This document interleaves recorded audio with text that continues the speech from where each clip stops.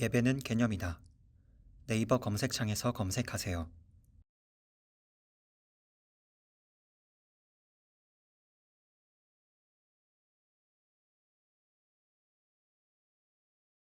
하나님 말씀 보셨습니다. 하나님 말씀 에베소서 1장 17절부터 19절까지의 말씀. 하나님 말씀은 에베소서 1장 17절부터 19절까지의 말씀입니다. 신약성경 제 성경으로는 311페이지입니다. 신약성경 311페이지 에베소서 1장 17절부터 19절까지의 말씀 찾으셨으면 제가 봉독하겠습니다. 우리 주 예수 그리스도의 하나님 영광의 아버지께서 지혜와 계시의 영을 너희에게 주사 하나님을 알게 하시고 너희 마음의 눈을 밝히사 그의 부르심의 소망이 무엇이며 성도 안에서 그 기업의 영광의 풍성함이 무엇이며 그의 힘의 위력으로 역사하심을 따라 믿는 우리에게 베푸신 능력의 지극히 크심이 어떠한 것을 너희로 알게 하시기를 구하노라. 아멘. 이 시간은 철로역정 34번째 강의가 되었습니다. 기쁨의 산이라고 하는 부분을 살펴보도록 하겠습니다. 기쁨의 산.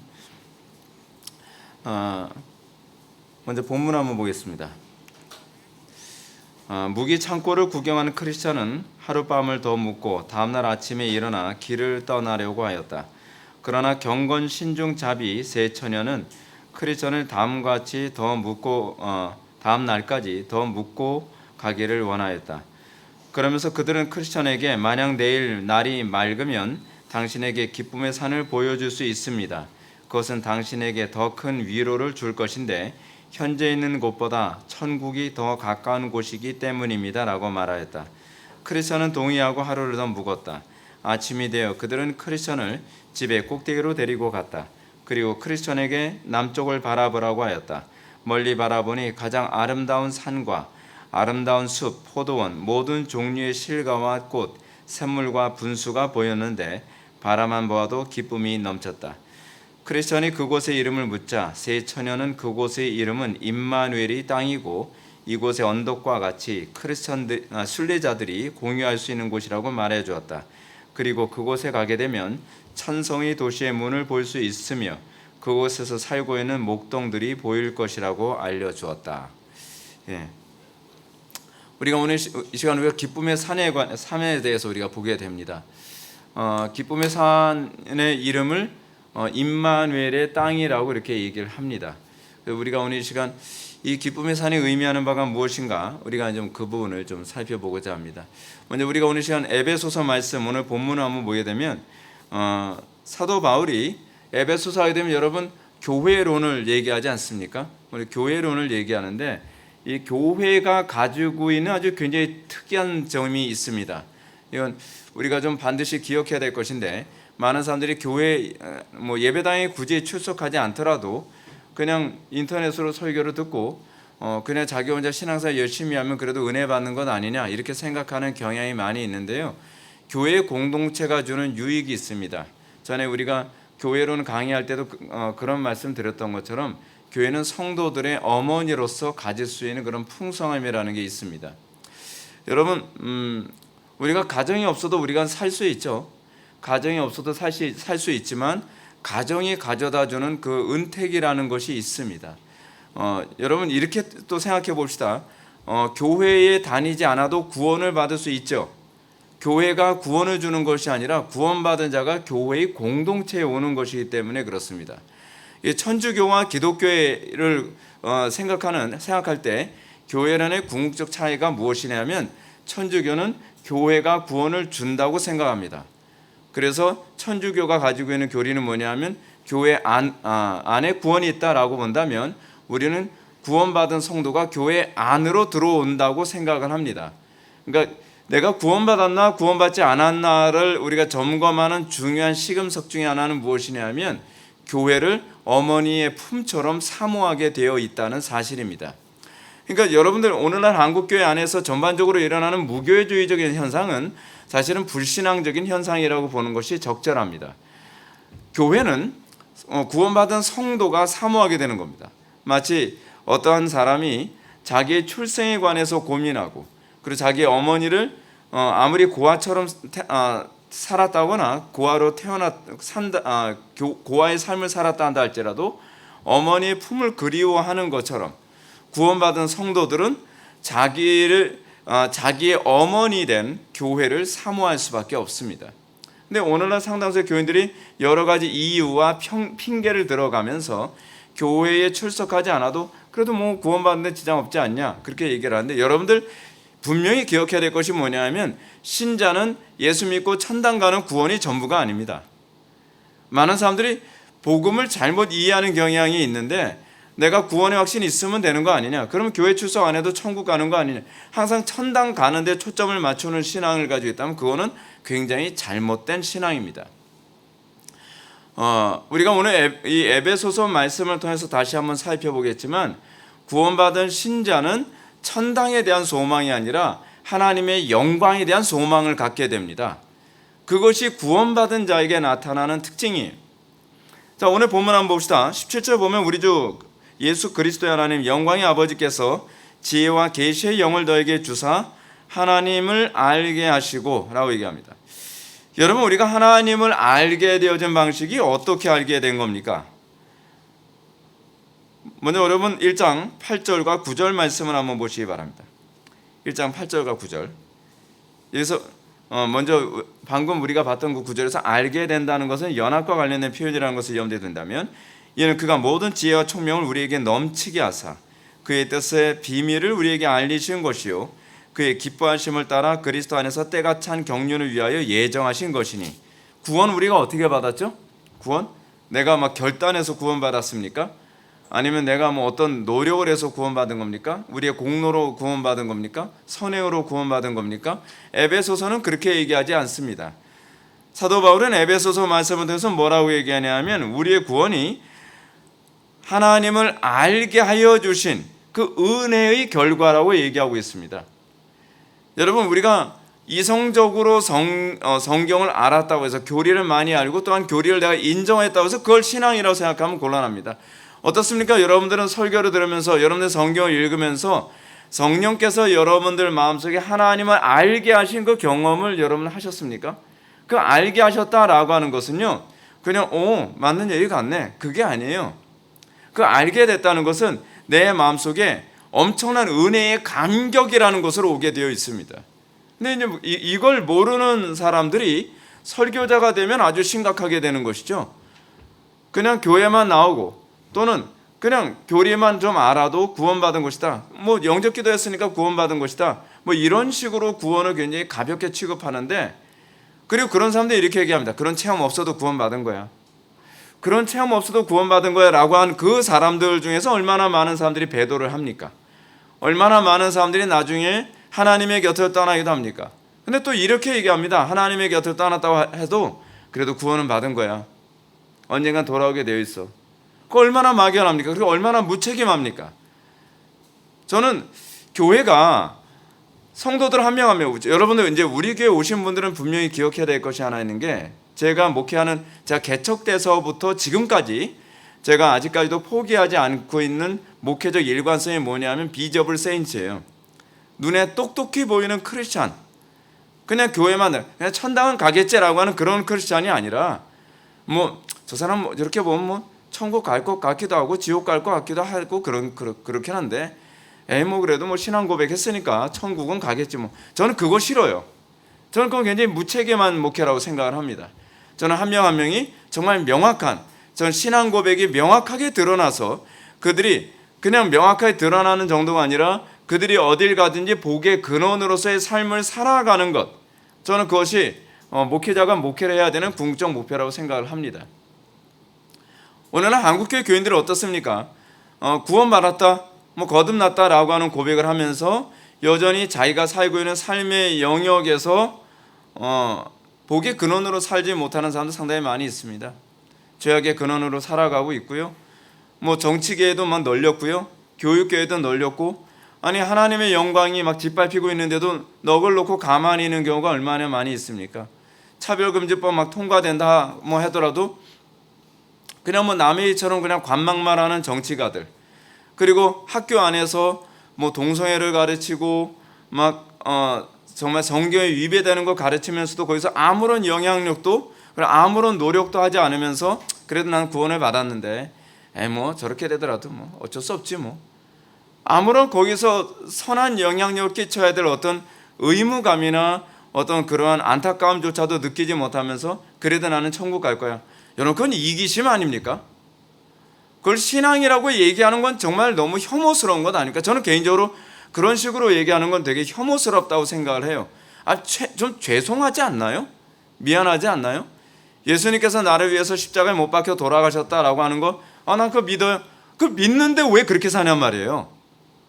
예수님께서 나를 위해서 십자가에 못 박혀 돌아가셨다는 거 그거 믿는다고 한다면 내가 이렇게 사는 게 송구스럽지 않나요? 내가 예수 그리스도로부터 생명을 비친 자, 나 때문에 예수님이 그 혹독한 고통을 받아가면서 십자가의 고난을 당하셨다고 한다면 내가 무엇으로 이것을 갚을까요? 라고 하는 이런 탄식, 그게 있어야 정상 아닌가요? 근데 그게 없어요. 그거 없어도 뭐라 그래요? 그래도 구원받았다는 거예요. 그 목회자들이 자꾸 그렇게 세뇌를 시키죠. 그러면서 결국 어떻게 된 거예요? 지금 한국교회와 이 정치계 사회 전체가 기독교인들이라고 하는 사람들에 의해서 사실은 속속들이 파괴되어지고 망가지고 있어요. 여러분 분명히 기억하시죠. 하나님께서 우리에게 우리에게 믿음을 주신 것은 다만 그를 믿을 뿐 아니라 어떻게 해요? 그리스도를 위하여 고난도 받게 하려 하심이라. 그리스도를 위하여 고난도 받게 하려 하심이라. 근데 왜 우리가 그리스도를 위하여 고난받지 않아도 우리가 믿음이 있다고 얘기합니까? 하나님께서 우리에게 믿음을 주신 이유가 뭐라고 얘기하고 있습니까? 선한 일에 열심 내는 친백성 되게 하기 위해서 그래서 생명 주신 거예요. 그 생명 들어가면 어떤 현상이 나타난다는 겁니까? 선한 일에 열심히 나온다는 거예요. 선한 일에 열심히 안 나온다면 그건 죽은 거죠. 그건 생명이 없는 거죠. 그래서 저는 영생을 받아. 영생이 뭐죠? 영생? 영생을 여러분 다른 말로 임마누엘이라고도 얘기할 수 있어요. 영생은 유일하신 참 하나님과 그에 보내신 자 예수 그리스도가 하는 것이니이다. 그렇죠? 영생이 뭐예요? 영생은 그리스도를 아는 것, 그리스도와 한 몸 된 임마누엘의 삶을 살아가는 것, 그게 영생, 생명을 받은 사람의 특징이 아닌가요? 근데 그 생명, 나 영생했다, 나 구원받았다, 난 천국은 간다 라고 하는데 생명이 있는 증거가 없어요. 가는 곳마다 사람들을 파괴하고 그리고 고통스럽게 하고 그리고 어둠을 몰고 다니면서 그래도 구원을 받았다. 그거는 잘못 이해하고 있는 거죠. 잘못 가르친 겁니다. 문제는 뭐냐 하면 목사님들이 그것에 대해서 심각하게 고민조차도 하지 않고 그냥 뭐 세례받고 교회에서 뭐 영접 기도했습니다, 구원받은 것이다 라고 얘기해주면 사람들이 좋아하거든요. 불편해하지 않아요. 그러니까 그걸 너무 좋아하는 거죠. 사도 바울이 오늘 본문에서 뭐라고 얘기합니까? 우리 주 예수 그리스도의 하나님 영광의 아버지께서 지혜와 계시의 영을 너에게 주사 우리에게 지혜와 계시의 영을 주셨다는 거예요. 여러분들 계시라고 하는 성경을 읽는다고 해서 여러분 성경이 여러분들에게 유익이 되는 거 아닙니다. 성경이 여러분들에게 그냥 생명 주는 거 아닙니다. 성경이 어떻게 성령의 조명하심으로 우리 마음에 각인되어졌을 때 우리 그거 뭐라고 얘기하죠? 효력 있는 부르심, 유효 소명이라고 얘기하잖아요. 그 효력 있는 부르심이 우리에게 날마다 있단 말이에요. 전 여러분들에게 날마다라는 말을 덧붙여서 얘기합니다. 단회적이면 안 돼요. 왜냐하면 그건 일시일 수 있기 때문에 그래요. 오늘 우리가 이제 그 부분과 또 관련된 부분을 말씀드리는 건데 우리에게 일시적인 신앙은 나도 왕년에 그랬어. 왕년에 설교 들으면서 은혜 받았어. 왕년에 설교 들으면서 나도 눈물 콧물 다 쏟은 적 있었고 그리고 왕년에 나도 설교 듣고 변화된 삶을 살았어. 근데 왕년에 갔던 각설이 잊지도 않고 또 왔네? 여러분 어떻습니까?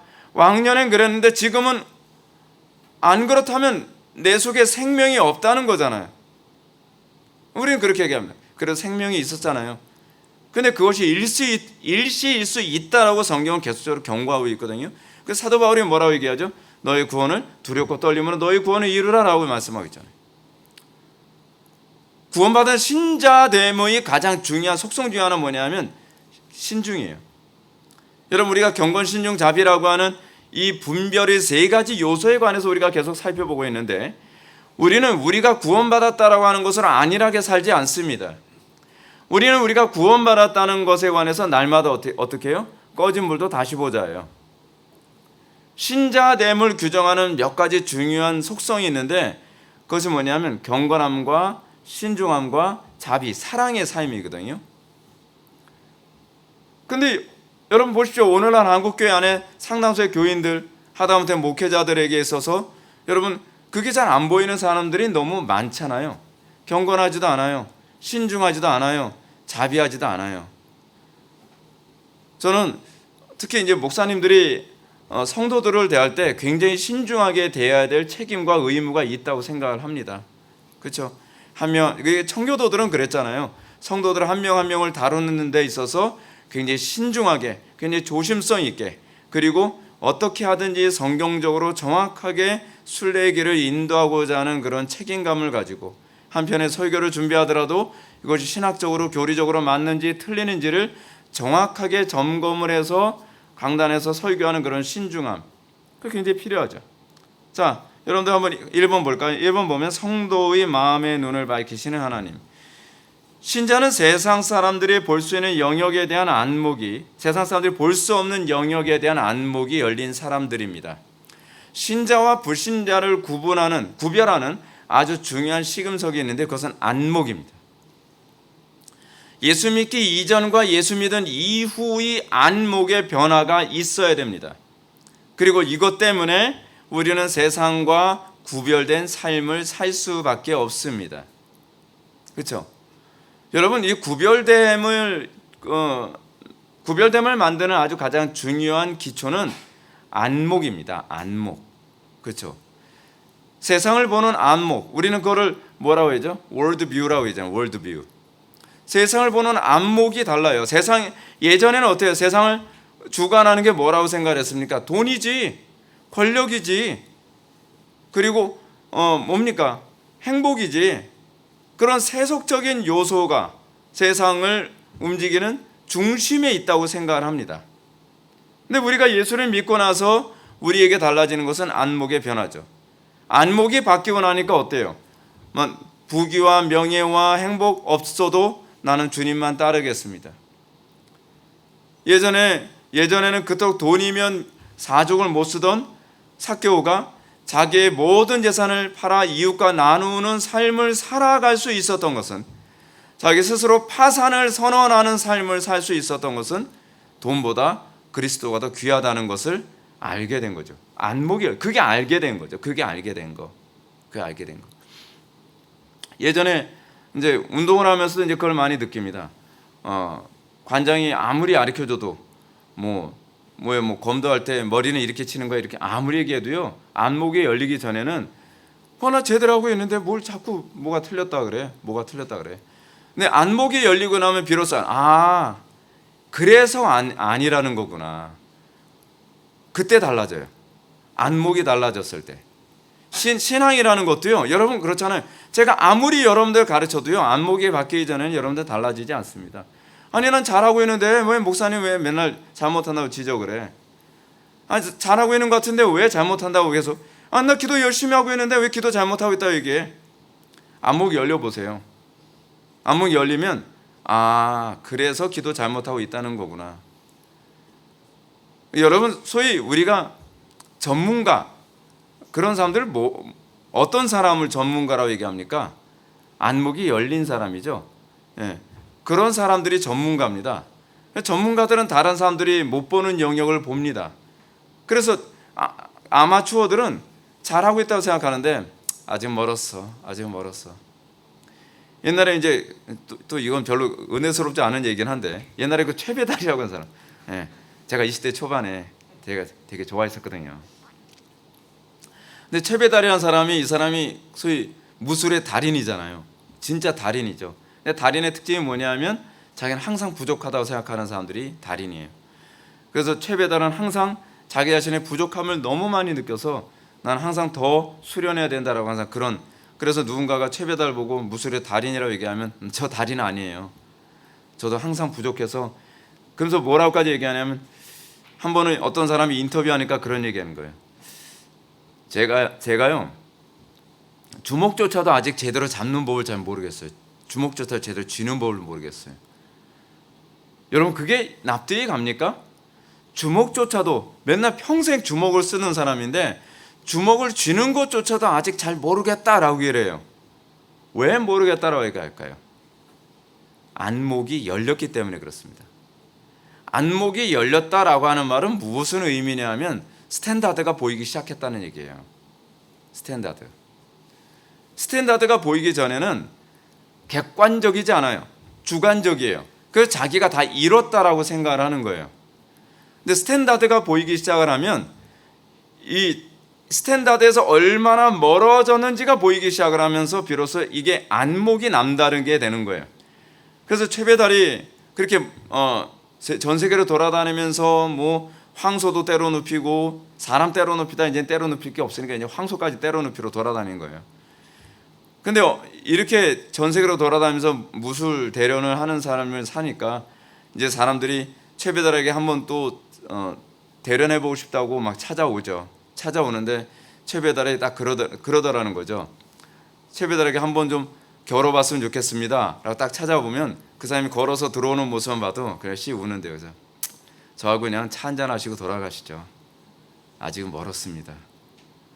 근데 여러분 이게요 참 묘한 게 멀었습니다 라고 하는 게요 내가 너보다 고수야 그런 의미가 아니라 나도 아직 스탠다드에서 멀었는데 당신은 그 스탠다드에서 더 멀었기 때문에 당신 나하고 안 돼요 그 얘기예요. 그러니까 위에서 내려보는 식이 아니라 그 스탠다드가 가장 절정이라고 믿고 그걸 기준으로 해서 사람과 자기 자신을 볼 줄 알게 되는 거죠. 신앙이라는 게 그거예요. 여러분 우리가 예수를 믿게 되었다라고 하는 것은요 그리스도의 온전함에 대해서 눈을 뜨기 시작을 한 거예요. 그래서 됐다라고 생각하질 않아요. 항상 부족하죠. 사도 바울이 그래서 뭐라고 얘기합니까? 나는 죄인 중에 괴수다라고 얘기하잖아요. 말년에 초기에는 뭐라고 얘기했어요? 나는 모든 사도들 중에 작은 자로다. 그러다가 더 하나님을 더 깊이 있게 믿기 시작하니까 뭐라고 얘기합니까?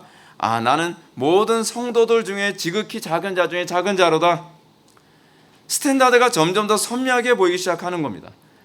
근데 더 노년에 말년에 세상을 떠날 때 되니까 어떻게 해요? 내가 더 그리스도를 많이 알고 나서 보니까 난 죄인 중에 괴수야. 여러분 그게 이제 그리스도를 알게 된 사람이죠. 그래서 여러분들이 신앙생활 잘하고 있나 잘못하고 있는가라는 걸 보려면요 뭐냐면 나는 점점 더 겸손해져 가고 있는가? 나는 점점 더 교만해져 가는가? 나는 점점 더 그리스도 중심적으로 가는가? 그렇지 않으면 나는 점점 더 나를 중심으로 여기며 가고 있는가? 나를 중심으로 여기는 사람들은 어떻게 해요? 주장하는 자세가 굉장히 강하죠. 그렇죠? 근데 그리스도 중심적인 삶을 살아가는 사람들은 자기 주장이 아니라 말씀 때문에 고난을 당하고 말씀 때문에 핍박을 당하고 말씀 때문에 손해를 보는 그 길을 가죠. 자, 여기서 한번 봅시다. 이 안목은 하나님께서 신자에게 지혜와 계시형을 주신 결과로 주어진 것입니다. 수련의 결과, 훈련의 결과가 아니에요. 지혜와 계시의 영을 받은 성도는 그 부르심의 소망이 무엇이며 그 기업의 영광이 풍성함이 무엇이며 하나님의 능력의 지극히 크심이 어떠한 것을 알게 됩니다. 이건 지식적으로는 몰라요. 마치 뭐하고 똑같아요. 최배달이 예를 들어서 무술을 하는데 자세는 이래야 된다. 근데 아무리 봐도 아무리 얘기해도 그게 무슨 차이인지 모르겠는 거예요. 안목이 열리기 전에는 그 차이를 알 수가 없어요. 근데 안목이 열리기 시작을 하면 그 다음부터 겸손해지기 시작하는 거죠. 이걸 얘기하는 거였구나. 내 모습이 이런 문제가 있다는 거구나. 그러면서 자기 자신에게 어떤 걸 느끼죠? 혐오스러움을 느끼기 시작을 하죠. 어떻습니까? 여러분들은 여러분들의 신앙생활에 대해서 여러분들의 삶에 대해서 혐오스럽습니까? 그 혐오스러움을 느끼는지 안 느끼는지를 저는 알 수 있어요. 어떻게 아느냐? 싸우는 사람은 느끼는 거고요. 안 싸우는 사람은 느끼는 척하는 거고요. 저는 굉장히 제 불경건에 대해 혐오스러워요. 진짜일까요? 불경건에 정말 혐오스러우면 어떨까요?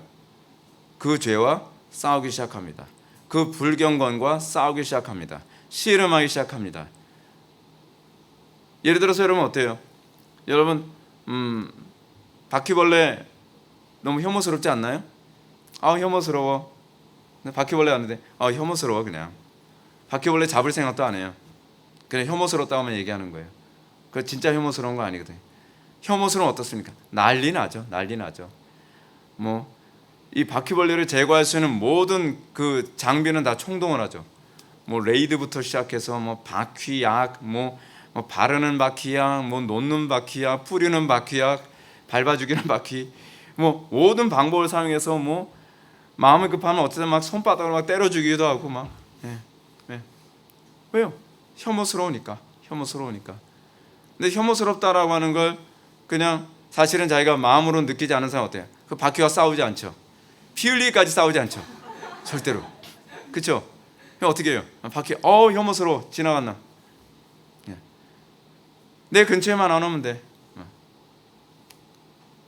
진짜 여러분들이 죄에 대한 혐오, 그리고 여러분들 진짜 하나님께서 우리에게 보여주신 스탠다드를 본 사람은 이제는 그 싸움이 시작됩니다.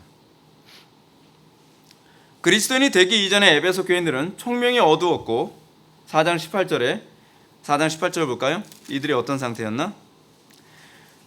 그들의 총명이 어두워지고 그들 가운데에는 무지함과 그들의 마음이 굳어짐으로 말미암아 하나님의 생명에서 떠나 있도다.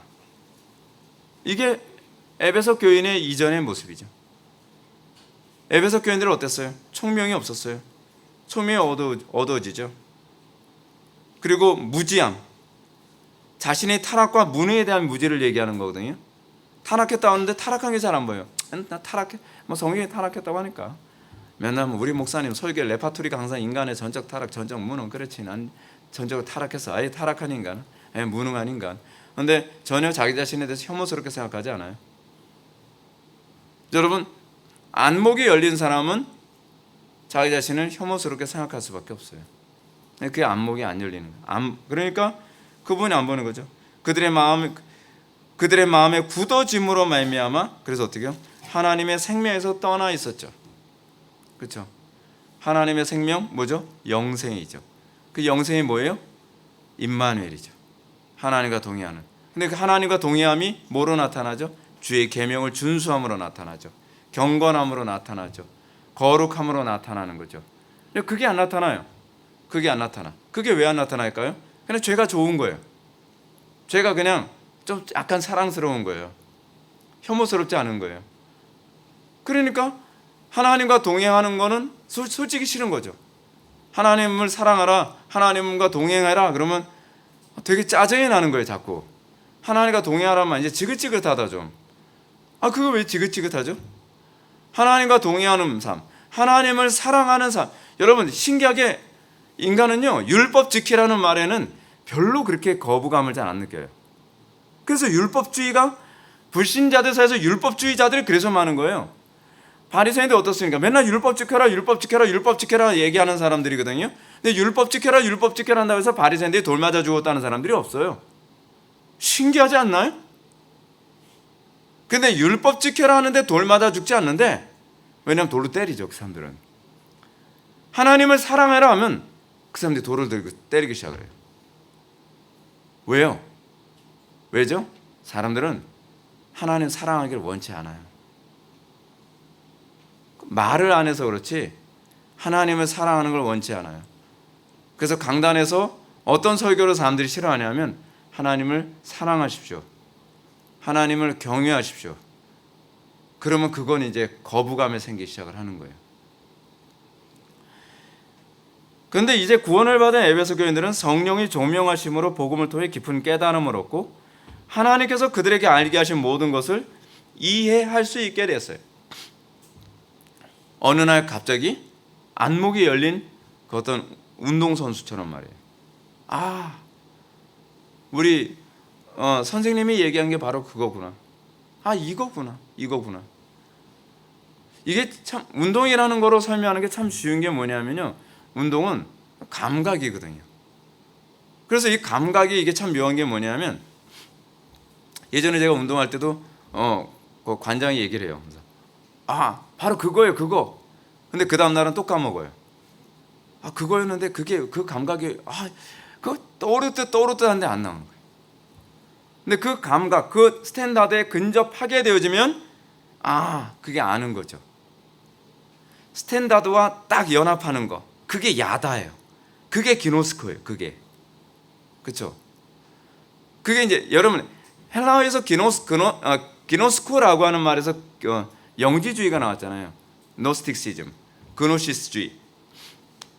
근데 소위 그 그노시스라고 하는 그 안다라고 하는 개념이 뭐냐면 그 스탠다드에 딱 맞아 떨어지는 거예요. 스탠다드에 운동을 해서 그 기준에 딱 맞아 떨어지면 이제 좀 아는구만. 그렇죠? 근데 우리의 스탠다드는 누구죠? 그리스도시죠. 그리스도와 연합하는 삶. 근데 그리스도에게 우리가 스탠다드에 연합이 되는 건 우리 힘으로 안 되죠. 우리 이성으로 안 돼요. 뭐로 되죠? 오로지 성령으로만. 성령의 조명하심으로만. 그래서 쉬지 말고 기도해야 돼요. 우리 그렇잖아요. 우리 기도 생활하면서 막 성령에 충만한 상태에 있을 때 그렇지. 이거구나. 하나님과 동의하는 삶, 이 기쁨, 이게 바로 그걸 얘기하는 거구나. 근데 은혜가 막 떨어지면 어때요? 그게 잘 안 돼요. 이게 이제 스탠다드에서 멀어진 모습이죠. 바울은 에베소 교인들이 성령의 역사를 통해 마음의 문이 밝아져 세 가지를 알게 되기를 원하고 있습니다. 자, 그 첫 번째는 뭐예요? 그의 부르심의 소망이 무엇이며.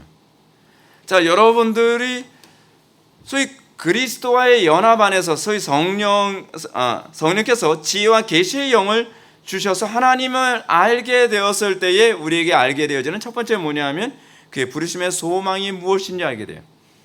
부르심의 소망이 뭐죠? 뭘 모르는 사람들은 천당이요 그래요. 그렇지 않아요. 성경이 얘기하는 그의 부르심의 소망은 그리스도예요.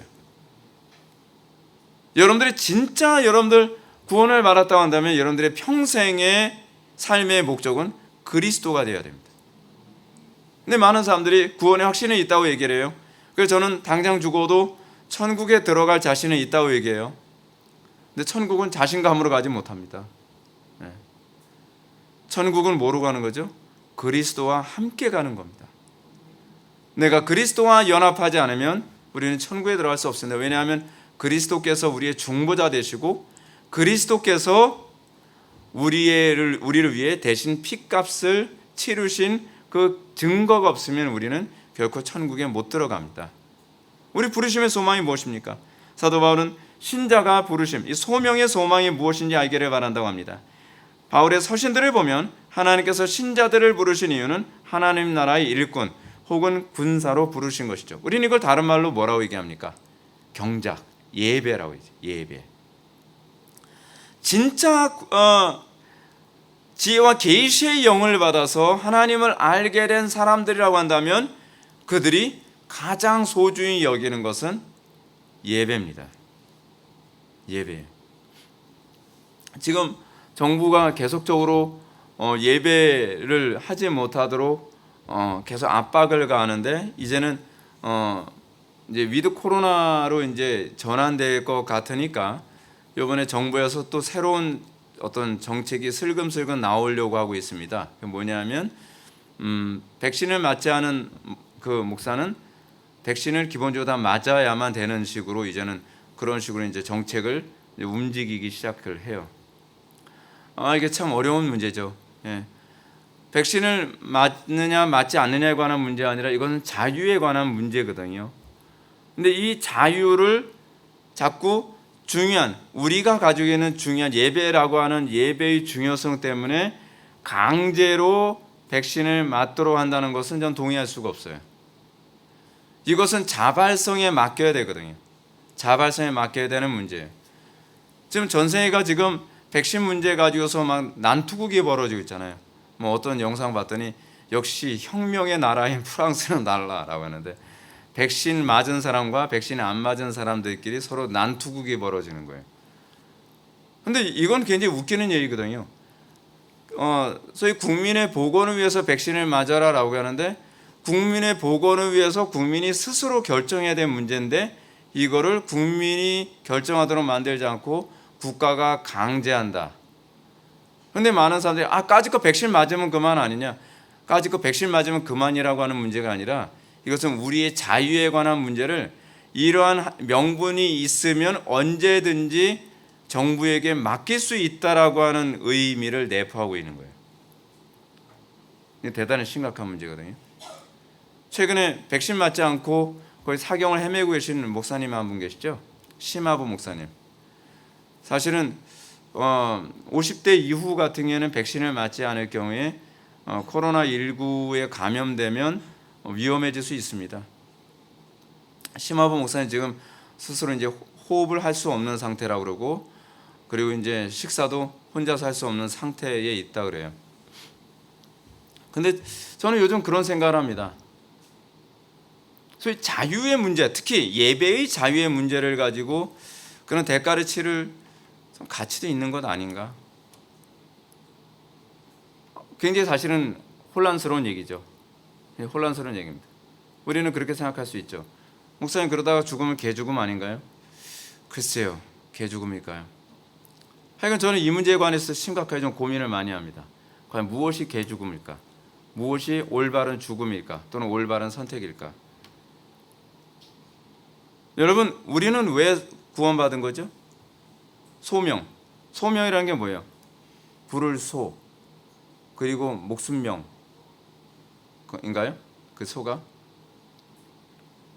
왜 하나님께서 우리에게 목숨을 주시는, 생명을 주시는 부름을 주셨죠?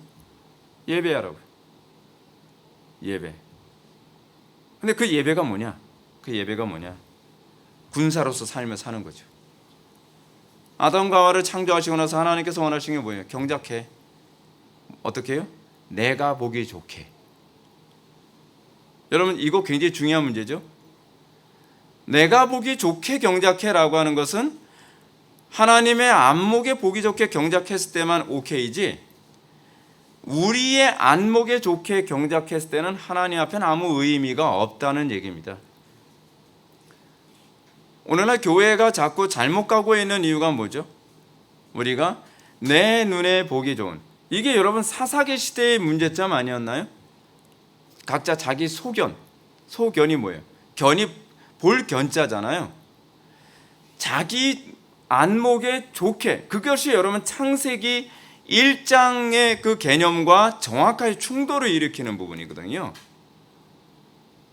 우리는 우리의 소견에 오른 대로 우리는 예배를 합니다. 우리는 우리의 소견에 오른 대로 신앙생활합니다. 우리는 우리의 소견에 오른 대로 우리는 하나님께 봉사한다고 합니다. 근데 문제는 하나님께서 보기에 좋아야 되는데 하나님께서 보기에 흉하면 아무 의미가 없어요. 그래서 우리는 마태복음 7장이 굉장히 중요한 부분이죠. 마태복음 7장에서 뭐라고 얘기합니까? 주여, 내가 주의 이름으로 귀신도 쫓고 능력도 행하고 병도 고치고 뭐 그랬다는 거예요. 그리고 내가 주의 이름으로 예언도 하였고, 소위 설교라고도 할 수 있겠죠. 그런데 주님께서 뭐래요? 내가 널 몰라. 내가 너를 도무지 모른다. 우리는 소위 가룟 유다처럼 살 수도 있어요. 내가 보기에 이것이 하나님을 섬기는 일이라고 생각해서 우리는 열심히 봉사하고 헌신하고 때로는 교리적인 문제로 우리는 투쟁할 수도 있어요. 그렇죠? 진리를 위해서 제가 싸웠습니다, 주님. 제가 이것이 옳다고 생각해서 싸웠습니다. 어떤 교회에서는 그런 일이 있죠. 제가 예전에 다녔던 고등학교 때 다녔던 교회에서는 목사님이 좀 문제가 많았어요. 목사님이 좀 사기꾼적인 성향이 있었어요. 그러니까 교인들 사이에서 저 목사는 사기꾼이야, 저 목사 내쫓아야 돼. 그러면서 막 그 예배 인도하러 들어가면 뭐 앞마당에서부터 뭐 계란 집어 던지고 뭐 난리도 아니고 막 쌍욕하고, 그래도 막 그거 물리치고 뭐 그 고집 부려가면서 강단에 딱 쓰면 저 목사 끌어내. 그것이 하나님을 섬기는 일이라고 생각하는 거죠. 어떻게 거룩한 단상에 저런 사기꾼이, 저런 거짓말쟁이가 어떻게 강단에 설 수 있어? 그리고 맞는 얘기 같죠. 그래서 사람들이 막 멱살 잡고서 끌어내리고, 또 목사 편에 있는 또 교인들은 뭐 거기서 또 난투극이 벌어지는 거죠. 뭐 과연 여러분들 그것이 하나님께서 기뻐하시는 것인가? 우리는 생각해 볼 필요성이 있단 말이에요. 그렇죠? 우리는, 제가 요즘에 다윗이라고 하는 사람에 대해서 제가 굉장히 매력에 빠져 있는데, 다윗은 우리가 생각하는 거하고 상당히 달라요. 사울 왕이 굉장히 심각한 범죄를 저질렀고, 그리고 제사장들도 많이 죽이고 그랬잖아요. 그랬으면 하나님, 저놈은 제가 죽여도 괜찮겠죠? 비록 왕이지만, 비록 하나님께서 기름 부은 종이지만 하나님의 신도 떠났고 저거는 뭐 인간 쓰레기잖아요. 우리가 생각해 그럴 만하잖아요. 여러분, 제사장들 이제 다 몰살을 시켰어요. 어떻게 그런 사람을 왕이라고 칠 수 있겠습니까? 자기 백성을 별로 귀중하게 여기질 않아요. 근데 다윗은 하나님의 안목으로, 하나님께서 보기 좋았더라.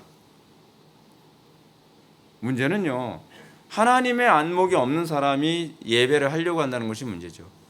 경작을 하려고 한다는 것이 문제예요. 하나님의 안목이 없는 사람이 뭔가 하나님의 일을 하려고 애를 쓰는 것. 근데 자기는 열심히 했는데 더 망쳐놓는 거죠. 그 마치 뭐하고 똑같습니까? 이제 그림을 그리는데 자기 보기에는 그림을 이렇게 그리는 게 옳은 것 같은 거예요. 근데 전문가가 봤을 땐 야, 그렇게 그리는 거 아닌데? 왜요? 제가 보기엔 좋은데요? 그림을 그리고 나서 완성해서 보니까 그림이 형편없는 거예요. 왜냐하면 자기 안목대로 그렸으니까. 제가 이제 하나님께 굉장히 서운했던 부분들이 그런 거였어요. 저는 제가 나름대로 하나님께 영광 돌리는 삶을 뭐라고 생각을 했냐면 돈을 많이 벌어서 장로가 돼서 헌금 많이 하고 그리고 교회 봉사 열심히 하면 하나님께서 좋아하시겠지. 그렇죠? 그래서 저는 제가 머릿속에 그렸던 그런 그림이 있었어요. 난 인생을 이렇게 살 거야. 난 자녀를 낳으면 자녀들을 이렇게 키우고 막 온갖 머릿속에 그림을 다 그렸어요. 제 그림대로 된 게 하나도 없어요. 그래서 하나님께, 하나님 왜 내 인생을 이렇게 힘들게 만드십니까? 근데 하나님께서 저한테 조명을 한 가지 해주신 거 있어요. 네가 그리는 거 그만둬. 네 인생의 그림은 내가 그린다. 근데 우리는 그걸 인정하기가 싫은 거예요. 내 인생의 그림은 내 마음대로 그리고 싶은 거예요. 옛날에 우리 때 굉장히 유행했던 유행가가 하나 있었어요. 내 인생은 나의 것. 아닙니다. 내 인생은 나의 것 아닙니다. 그건 철저히 인본주의적인 거죠. 내 인생의 그림은 누가 그려야 됩니까? 하나님이 그리시는 겁니다. 그것이 바로 하나님 주권교리죠. 안목이 열렸을 때 그것에 동의하기 시작을 합니다. 하나님 옳습니다. 이제껏 제가 그림 잘못 그렸습니다. 이제껏 저는 제 그림 잘 그린 줄 알았는데 제가 굉장히 그림을 다 망쳐놨습니다. 그리고 하나님께서 우리 인생에 개입하기 시작하면 이제는 하나님이 멋진 그림을 그려가기 시작을 하는 거죠. 그죠? 그것이 우리에게 기쁨이 되죠. 성령께서 우리에게 조명을 해주시기 시작을 하면. 그리고 두 번째로 반가로 3인데 반가로 3이 뭡니까? 교인들이 성령의 역사를 통해서 마음의 눈이 밝아져서 알게 되는 것 두 번째죠. 그렇죠? 성도 안에서 그의 기업의 영광의 풍성이 무엇이며 라고 알기를 원하는 거죠. 본절에서 그의 기업은 헬라어로 테스 클레로노미아스 아우투라고 얘기합니다. 즉 그의 기업이에요. 그의 기업. 나의 기업이 아니라 하나님의 기업이에요. 나의 기업은 뭐죠? 나의 영원하신 기업, 생명보다 귀하다. 우리의 기업은 뭐죠? 그리스도시죠. 그렇죠? 그래서 천당이 우리의 기업이 되는 이유는 뭐냐면 천국이 바로 그리스도 자체이기 때문에 그래요. 하나님의 나라는 여기 있다 저기 있다 할 것이 아니요 바로 너희 가운데 있느니라. 그리스도를 빼고 천국을 얘기할 수 없어요. 그리스도 자체가 천국이죠. 그렇죠? 근데 여기서 얘기하는 그의 기업은 뭐냐 하면 하나님의 기업이에요. 하나님의 기업. 하나님의 기업은 뭐죠? 성도죠. 하나님께서 이스라엘을 선택했을 때 너희는 나의 기업이라. 하나님께서 우리를 그의 세굴라, 보석 같은 기업. 그러니까 이게 세굴라라고 하는 말이 히브리어인데요. 출애굽기 19장에 나오는 표현입니다. 출애굽기 19장 한번 볼까요? 하나님께서 이스라엘을 뭐라고 부르셨는가? 출애굽기 19장 5절입니다. 5절 다 같이 한번 읽어보시겠습니다. 시작. 세계가 다 내게 속하였나니 너희가 내 말을 잘 듣고 내 언약을 지키면 너희는 모든 민족 중에서 내 소유가 되겠고, 여기서 내 소유, 기업, 세굴라라고 하는 것은요, 이 소유라는 단어는 개인의 재산을 얘기할 때 사용되는 히브리어인데요, 아주 그 소중한 귀중품을 얘기하는 그 표현입니다. 근데 하나님께서 이스라엘을 뭐라고 얘기해요? 너는 내 소유다. 나의 귀중한 보석과 같은 소유다. 그래서 하나님께서 보호하시는 거예요. 하나님께서 우리를 당신의 소유로 삼으셨으니까. 하나님께서 근데 당신의 소유로 삼은 그 백성들에게 하나님께서 기대하시는 게 뭐죠? 너희들이 계명을 잘 지키면, 계명이 뭐죠? 사랑이죠. 하나님을 사랑하면이라고 하는 개념이죠. 하나님을 사랑하면 너희가 내 소유가 되겠고, 사랑하면 소유가 되는 것이 아니라 그의 소유가 된 사람들에게 나타나는 특징이 사랑이다라는 것을 표현하는 히브리적 어법이에요. 성경에는 이 어법을 많이 사용하거든요. 근데 따라서 바울은 성도들이 하나님의 기업으로서 얼마나 영광의 풍성함에 거할지를 알기를 소망한다고 기도하는 것입니다. 여러분, 우리가 하나님의 자녀됨에 대한 그 소망이 풍성하다는 걸 얼마나 알고 계십니까? 우리는 자꾸 이렇게 얘기합니다. 아니, 예수 믿었으면 잘 먹고 잘 살아야 될 거 아니야. 예수 믿어서 잘 되는 게 뭐가 있어? 맨날 고난만 당하고, 예수 믿으니까 스트레스 많이 받고, 예수 믿으니까 옛날에는 뭐 거짓말해도 잘만 이렇게 피해갈 수 있었는데 뭐 거짓말해도 다 걸리고 되는 일 하나도 없고.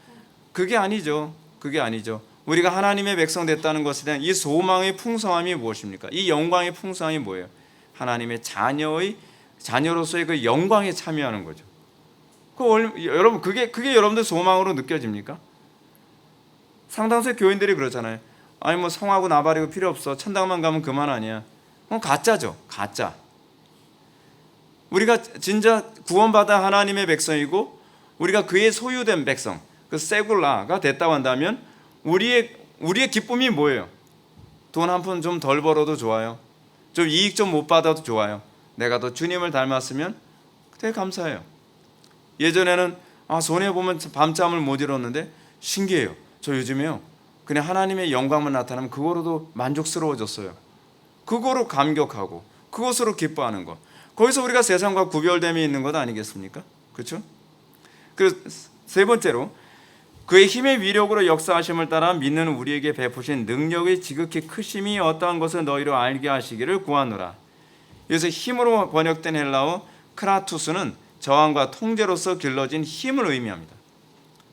여러분 어때요? 우리가 예수를 믿고 나서 저항과 통제로 길러진 그런 힘, 하나님께서 우리를 간섭하심으로 생겨진 그 힘을 여러분 느낍니까? 예전에는 없던 절제력이라든지 예전에 없었던 그 탁월함, 그죠? 강력에 해당하는 헬라어 이스퀴오스는 생명을 유지하기 위해 탁월한 힘을 얘기해요. 어때요? 생명을 유지하는, 생명이 뭡니까? 진리 아니에요. 진리를 지켜내기 위한 그 힘이 우리에게 생기기 시작을 한 거예요.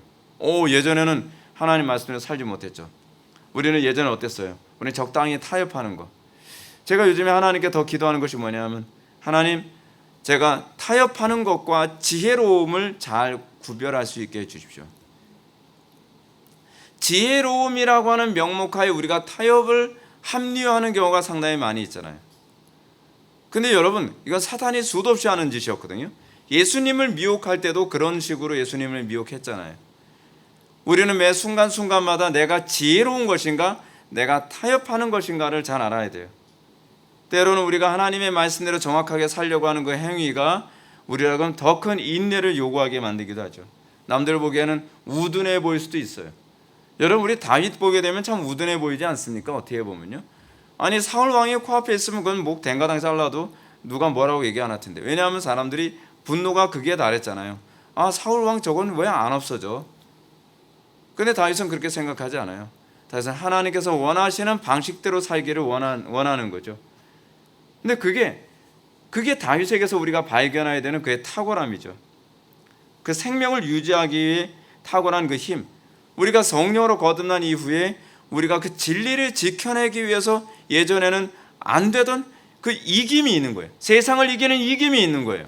와, 진리를 끝까지 이겨낼 수 있네. 지켜낼 수 있네. 남들은 안 된다고 하는데 되네. 그런 간증 우리에게 있어야죠. 그리고 역사심으로 번역된 에네르게이안. 이 에네르게이안은 영향을 끼칠 수 있거나 조절 가능한 힘을 지칭하죠. 예수 믿고 난 이후에 우리는 다른 사람들에게 영향을 끼치기 시작을 해요. 이전에 나는 예수 믿기 전에는 다른 사람들에게 영향을 받는 사람이었지만 이제 예수 믿고 난 이후에는 내 가정에서부터 선한 영향력을 끼치기 시작해요. 여러분, 그게 기독교인이에요. 그래서 기독교인들은 뭐라 얘기합니까? 이는 연병이라, 뭐 전염병이라는 얘기죠. 기독교인만 만나면 다른 사람들이 바뀌어요. 그래서 여러분, 초대교회 때서부터 기독교인들하고 다른 죄수들을 같이 가두지를 않았어요. 죄수들을 기독교인들하고 같이 가둬놓으면 죄수들이 기독교인이 돼버리는 거예요. 죄수들이 바뀌어요. 그러니까 야, 저건 기독교인들은 저거 안 되겠다. 저거는 이 죄수들한테 갖다 놓으면 오히려 죄수들은 오히려 기독교인으로 바꿔버리니까 저거는 독방으로 집어넣어야 되겠다. 독방으로 집어넣으면 또 어떻게 돼요? 또 은혜가 충만해요. 맨날 거기서 기도하고, 맨날 거기서 성경 보고, 맨날 묵상하고. 독방에서 뭐 하나 했더니 눈물을 흘리면서 뭐 하겠어요? 아니, 저건 혼자 놔뒀더니 거기서 또 은혜 받네. 죄수들하고 같이 놨더니 또 죄수들을 보고만 해. 기독교인들끼리 모아놓으면은 지네들끼리 부흥이하고, 이거는 뭐 어떻게 할 수가 없는 거예요. 근데 요즘 기독교인들은 어떻습니까? 죄수들하고 갖다 놓으면 사기꾼이 돼서 나오고, 혼자 있으면 할 짓 없다고 그냥 막 딴 거 소설책이나 보고 앉아있고. 아니, 도대체 이게 기독교인이란 말이에요? 이게 기독교인이냐고요? 기독교인, 원래 정상적인 기독교인들은요, 주변에게 끊임없이 영향을 끼치는 사람이에요. 여러분, 전에 교도소 소장했던 그 장로님 있었죠? 그 장로님 이름이 뭐였더라? 박효진 장로님. 박효진 장로님이 그 간증하시잖아요. 박효진 장로님이 그 죄수들을 전도를 했어요. 정말 이 극악무도한 죄수인데 그 극악무도한 죄수를 전도했더니 그 사람이 예수를 믿었어요. 그 사람이 예수를 믿고 나니까 그 사람이 너무 감격을 해서 자기 그 방 안에 있는 그걸 감방이라 하잖아요. 건방 말고 감방 안에 있는 다른 사람들을 전도를 했어요. 그랬더니 그 안에서 사람들이 부흥회를 하기 시작을 하는 거예요. 같이 찬양하고 같이 울고 회개하고, 끝까지 강팍한 사람들이 있다가 여기서 회개하고, 그래서 감옥 전체가 완전히 부흥의 장소가 돼서 막 감옥 각 방마다 저 무슨 일이야 무슨 일이야, 또 그쪽에서 또 은혜 받고, 그래서 또 예수 믿게 되고, 그래서 나중에 그 사람 사형 당하러 이제 교수대로 가는데 사람들이 다 찬송 불러주고 그 사람들 찬송하면서 정말 감격하는 모습으로 이 소위 교수대로 가는. 여러분, 그게 예수 믿는 거예요. 오늘날 우리는 예수 믿는 게 뭔지를 까먹었어요. 이게 예수 믿는 건지 몰라요. 바울은 얘기합니다. 우리에게 그 에네르게이안, 다른 사람들에게 영향을 끼치는 그 능력이 우리에게 주어졌다는 거, 그걸 알기를 바란다. 마지막으로 능력에 해당하는 헬라어 듀나메오스, 무엇을 청취할 수 있는 능력이나 잠재력을 가리키죠. 옛날에는 자기가 어떤 걸 성취할 수 있는 능력 같은 거 없었어요. 난 참 무능한가 봐. 근데 그리스도의 능력에 참여함으로, 그 능력이 내 능력이 아니거든요. 그리스도의 능력에 참여함으로 말미암아 이제는 영향력 있는 존재가 되어지는 것. 여러분 제가 이렇게 말씀드릴 때 뭐 누구는 그럴 수 있지만 꼭 그렇게 하고 구원받나? 그거는 신앙이 아닙니다. 여러분들 속에 성령이 거하신다면, 나 저렇게 살고 싶다. 나에게도 저 은혜가 임했으면 좋겠다. 그걸 사모하고 그것 때문에 부르짖고 간구하고 기도해야죠. 저는 그렇게 은혜를 받았거든요. 그 도전을 받는다 그러잖아요. 하나님, 저 사람 은혜 받은 거 저한테도 은혜 받게 해주세요.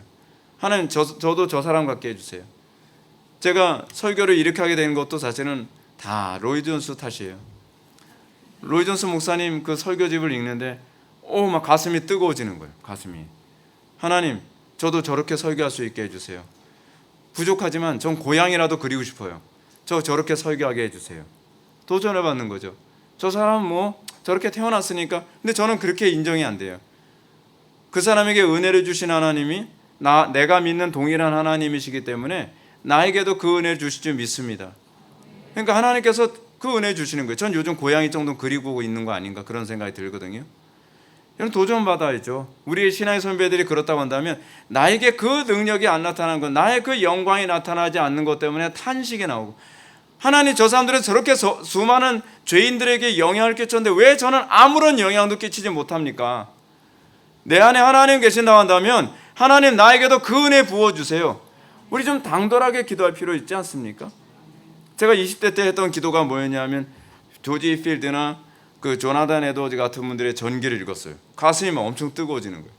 그 제가 한 10년 동안 맨날 했던 기도가 뭐냐면 하나님 제가 한번 설교할 때마다 한 10만 명이 그냥 다 회개하는 역사가 나타나게 해주십시오. 제가 설교할 때마다 천둥과 번개치는 역사가 나타나게 해주시고 제가 설교할 때마다 땅이 진동하고 하늘 문이 열리며 갇힌 자가 자유케 되어주고 눈먼 자가 다시 보게 되주며 포로된 자가 자유케 되는 놀라운 역사가 나타나게 해주십시오. 그거를 밤마다 기도했어요. 밤마다. 우리 그런 도전을 받고 그런 걸 구하는 것이 저는 이게 같은 성령을 가진 자에게 나타나는 은혜로 좀 믿습니다. 그런데 이거에 우리 모든 걸 좀 올인할 수 있었으면 좋겠습니다. 자, 그럼 우리 기쁨의 산은 무엇인가, 무엇을 의미하는가 봅시다. 무기 창고를 구경한 크리스찬은 하룻밤을 더 묵고 난 다음 날 아침에 일어나 길을 떠나라고 했다. 그러나 경건신중 자비 세 처녀는 크리스찬이 다음 날까지 더 묵어 가기를 원했다. 그러면서 그들은 크리스찬에게 만약 내일 날이 맑으면 당신에게 기쁨의 산을 보여줄 수 있습니다. 그것은 당신에게 더 큰 위로를 줄 것인데 현재 있는 곳보다 천국이 더 가까운 곳이기 때문입니다. 라고 말하였다. 여기서 한번 잘 보십시오. 경건신중 자비 세 처녀는 크리스천에게 기쁨의 산을 보여주고자 했다라고 하는 부분을 보십시오. 기쁨의 산. 기쁨의 산이 뭐라고요? 임마누엘. 임마누엘 땅이라 했잖아요. 근데 그 기쁨의 산은 기쁨의 산으로 인도하는 사람이 누구죠? 경건신중 자비라고 하는 세 처녀죠. 처녀는 순결하다라는 의미에서 처녀라는 말을 사용하는 거죠. 그렇다고 한다면 우리가 임마누엘의 삶, 그 임마누엘 안에서 느끼는 그 영광스러운 체험과 그 감격, 그 은혜 안에 거하기 위해서 우리가 항상 우리가 관심을 가져야 되는 것은 우리는 경건과 신중과 자비에 이끌리는 삶을 살아야 된다는 것입니다. 그것을 존 버년이 아주 기가 막힌 문학적 표현으로 설명하고 있죠. 기쁨의 산이란 무엇입니까? 높은 수준의 영적 상태를 의미합니다. 강력한 믿음을 소유하고 천국을 보다 분명하게 바라보는 영적 상태를 말하죠. 신자됨의 특징이 뭐냐면 이 땅을 살아가면서 천국을 느끼며 사는 사람이에요. 신자는 이 땅에서 이 지옥과 같은 이 땅을 살아가면서 천국의 영광을 보면서 살아가는 존재라는 사실입니다. 박효진 장로님 얘기 방금 전에도 했지만 그 감옥 안에서 죽을 날을 기다리는 그 죄수들이, 사형수들이 그 안에서 감격하고 기뻐할 수 있는 이유가 어디 있습니까? 기쁨의 산을 본 거죠. 기쁨의 산. 여러분 그거는요 특별한 어떤 비상한 사람들에게만 주어진 것이 아닙니다. 경건 신중 자비의 인도를 따르는 순결하게 따르기만 한다면 우리는 그 은혜의 체험을 할 수 있게 됩니다. 그래서 중요한 점은 기쁨의 산을 경건신중 자비 세 처녀가 보여준다는 점인데 이는 신자가 처음 은혜 받고 첫사랑의 신앙으로 경건신중 자비에 집중하면서 맛보게 되는 은혜의 높은 체험을 지칭합니다. 여러분 첫사랑 은혜 체험한 사람들에게 이런 얘기 많이 나옵니다. 그런 사람들 많이 보죠. 제가 처음 신앙생활 할 때는요 진짜 막 엄청난 하나님의 은혜를 많이 경험을 했어요. 막 길거리 가면서 산만 봐도 막 눈물이 쏟아지고 나무를 봐도 그 나무가 다 하나님을 찬양하는 것 같고 그리고 막 밤새도록 기도해도 지칠 줄 모를 것 같고요. 그리고 이웃에게 막 복음을 증거하고 싶은 열정이 막 얼마나 심한지 다른 사람들이 핍박을 받으면서도 그것도 감사하더라고요.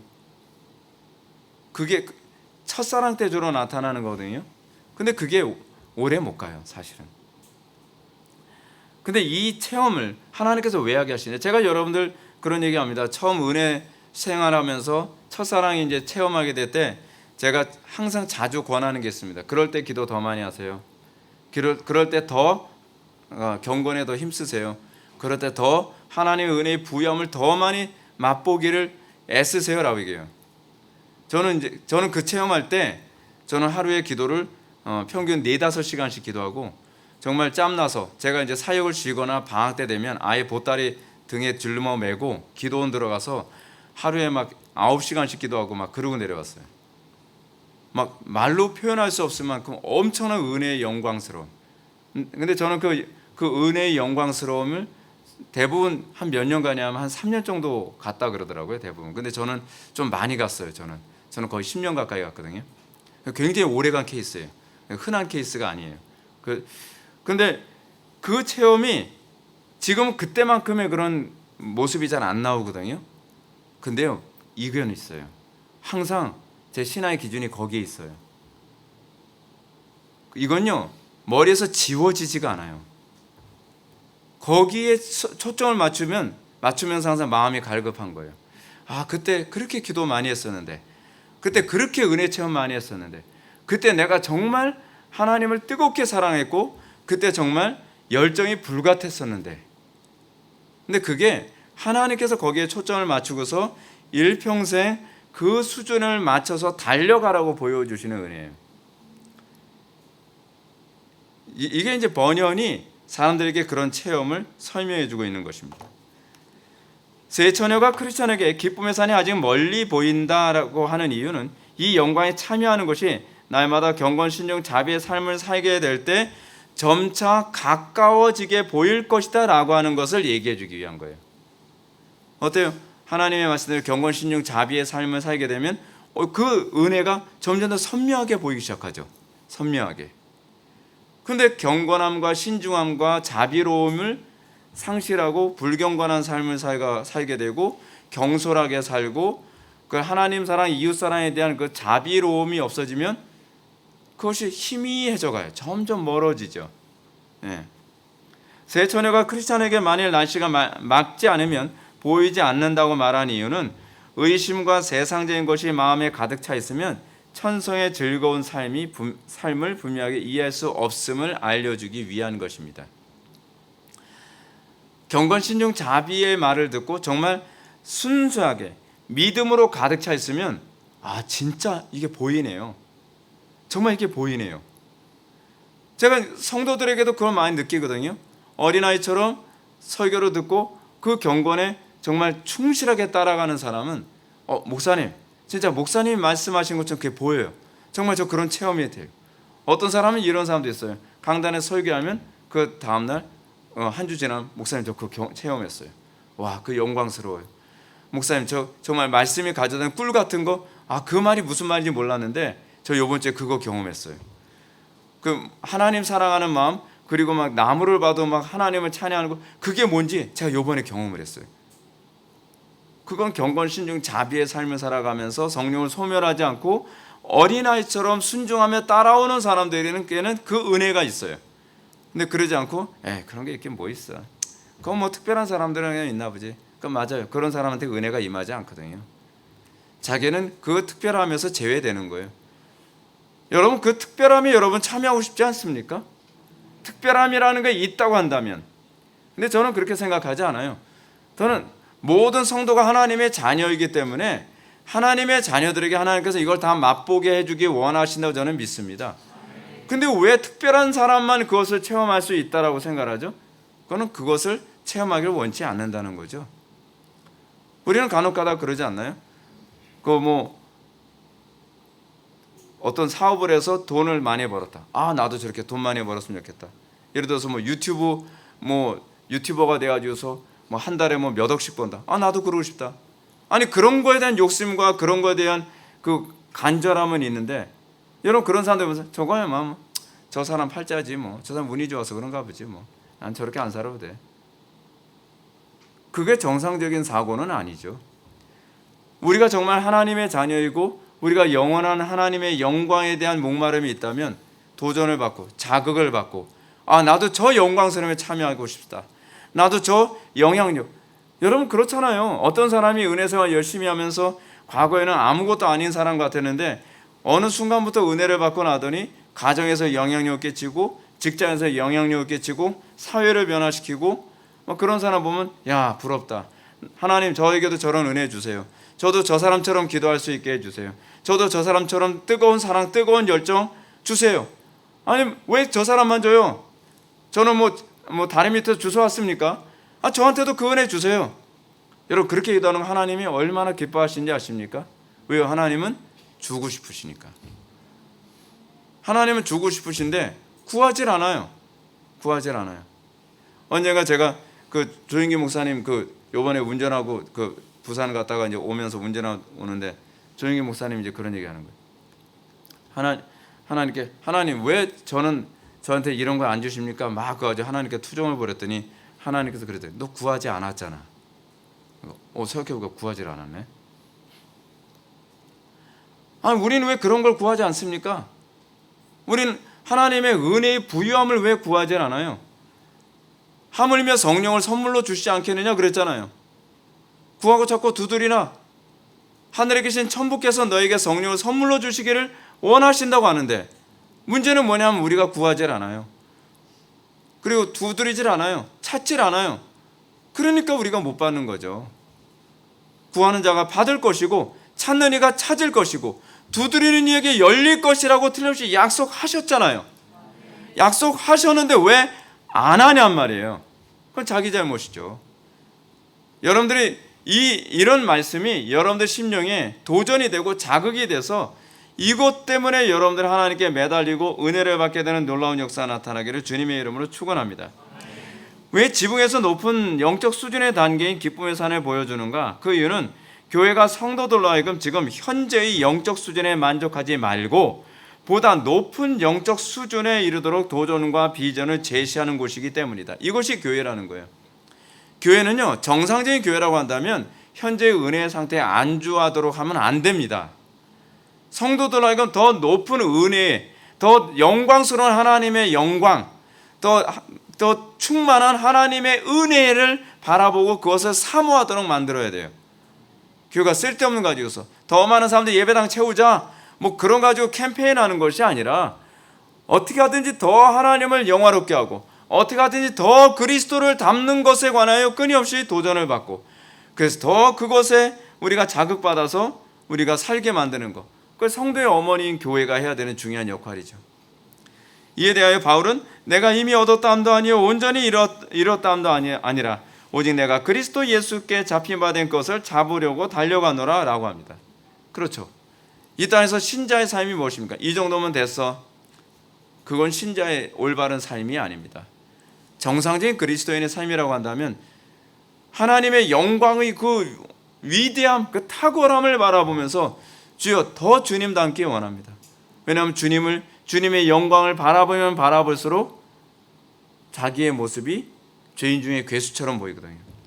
하나님의 영광 위대함을 바라보면 바라볼수록 자기는 하나님의 영광 앞에서는 뭐처럼 보여요? 바퀴벌레처럼 보이는 거예요.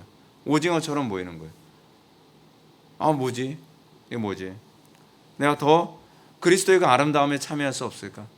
진짜 여러분 오웬이 얘기했던 것처럼 우리에게 하나님의 은혜가 임했을 때 나타나는 가장 전형적인, 이게 진짜 은혜 받은 사람에게 나타나는 것인데 그것이 뭐냐면 하나님의 아름다움이 보이기 시작하는 거예요. 그리스도의 아름다움이 보이기 시작하는 거예요.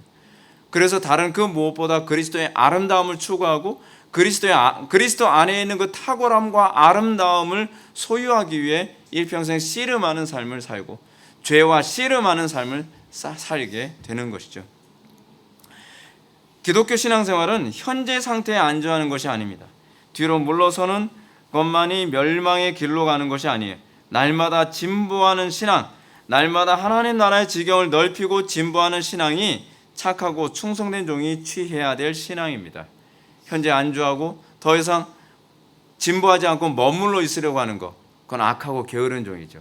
악하고 게으른 종이. 여기가 좋사오니 더 이상 발전하고 싶지 않고 더 이상 하나님하고 사이좋게 지내는데 더 친해지고 싶은 건 없고요. 그냥 요 정도면 된 것 같아요. 그건 사랑이 아니죠. 그건 의무죠. 그렇지 않나요? 우리가 인간관계를 맺으면 우리가 그 관계 안에서 우리는 뭘 기대합니까?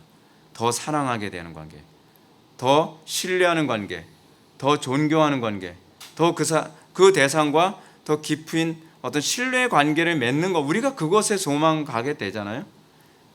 여기까지. 그거는 의무적인 관계죠. 직장 생활은 그렇게 하는 경우가 되게 많이 있잖아요. 이 정도면 돼. 더 친해질 필요도 없고 더 가까워질 필요도 없고 그냥 그래서 사무적인 관계라는 거 아니에요. 하나님과 그런 사무적인 관계처럼 가지 마십시오. 그건 진짜 가짜 중에 오리지널 가짜입니다. 오리지널과 가짜가 같이 갈 수 있나? 여러분 우리가 정말 이거 회개해야 될 문제거든요. 근데 한국교회 교인들에게서 이런 모습이 너무 많아요. 더 하나님을 가까이 하고자 하는 열정이 없어요. 그냥 맨날 하는 얘기가 그러죠. 그래도 왕년엔 하나님하고 친했어. 왕년에 나도 뭐 구원은 확신은 있지 뭐 구원은 받겠지. 진짜 혐오스러운 얘기 아닌가요? 그게 아니죠. 오히려 내가 과거에 하나님하고 정말 첫사랑의 은혜 때 그렇게 가까웠는데 지금은 내가 사랑에 많이 식어진 것 같아. 더 다시 그 옛날에 그 사랑은 다시 돌아올 수 없을까? 하나님께서 여러분 왜 각 사람들 인간들에게 그런 걸 주잖아요. 첫사랑이라는 걸 뭐 경험하게 하시잖아요. 첫사랑 경험하면 대부분 얼마나 간답니까? 한 3년 정도 지나면 이제 호르몬이 끊겨요. 그 다음에 손을 잡아도 전기가 안 흘러요. 손을 잡아도 나무 토막이지 뭔지 그냥 잡혀요. 그래서 우리는 그렇게 생각하죠. 나 사랑이 식었나 봐. 아니요. 그 얘기가 아니에요. 하나님께서 첫사랑이라는 걸 주신 개념은 하나님을 사랑하게 되어진 우리에 대한 인식을 설명해 주기 위한 하나님의 방식이에요. 일반 계시죠. 우리가 처음 하나님 은혜 받았을 때 그래 내가 내 아내를 이렇게 사랑했지, 내 남편을 이렇게 사랑했지, 그 사랑이 스탠다드가 돼서 그것을 어떻게 이제는 인내와 겸손과 섬김과 그런 것으로 사랑이 이젠 다듬어지고 깊어지는 거예요. 맨날 뭐라고 해요? 나는 예전 같은 그런 찌릿함이 안 느껴져. 맨날 찌릿한 거 찾는 사람들이 맨날 바람 피고 다니잖아요. 그 찌릿함 찾으라고 하나님께서 그렇게 한 거 아닙니다. 그 안에서 우리가 정말 상대방을 배려해주고 맞춰주고 이해하고 그러는 이 인내의 과정을 통해서 노년이 됐을 때 그 사랑의 깊이가 다른 거죠. 그래서 여러분 첫사랑 신앙인 사람들은요 굉장히 좀 방방 떠요. 약간 가벼운 느낌이 있어요. 베드로처럼 맨날 말실수하고 뭔가 신앙이 있는 것 같은데 맨날 주여, 얘네들은 다 배신해도 저는 배신하지 않습니다. 아이고 참. 근데 베드로가 어때요? 그 은혜가 깊어질수록 어때요? 굉장히 품이 있어지잖아요. 옛날처럼 막 그 방방 뜨지는 않는 것 같은데 그 안에 품위가 있어지잖아요. 근데 방방 뜨는 그 과정도 굉장히 아름다운 과정이에요. 첫사랑 때 어떻습니까? 물불 잘 못 가리잖아요. 이게 물인지 불인지 죽인지 밥인지도 모르고 그냥 막 행동하잖아요. 근데 그 과정을 지나고 나서 어떻게 해요? 좀 더 품이 있어지고 깊어지고 좀 더 우직한 그런 사랑의 관계. 기독교 신앙이라는 게 그거예요.